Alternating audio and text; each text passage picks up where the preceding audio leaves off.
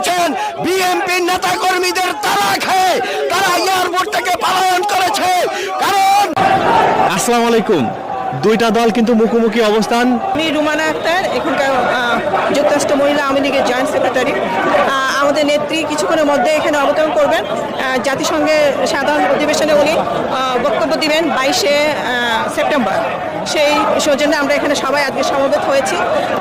আমি এখন আছি আমেরিকার জেএফকে বিমানবন্দরে। বাংলাদেশের প্রধানমন্ত্রী শেখ হাসিনা জাতিসংঘের সাধারণ পরিষদে ভাষণ দেওয়ার জন্য বিমানবন্দর হয়ে ম্যানহাটনে যাবেন। তো এখানে দুইটা দলকে আমরা দেখতে পাচ্ছি। চলুন তাদের কথাবার্তা শুনি, তারা কেন এসেছে। জনগণের দাবি আজকে সারা বিশ্বে প্রতীয়মান হয়েছে। কারণ তারা বলেছেন নির্দলীয় নিরপেক্ষ সরকারের হাতে ক্ষমতা দিয়ে বালাই বালাই চলে যান, নচেৎ এই প্রবাস থেকে দুর্বার আন্দোলন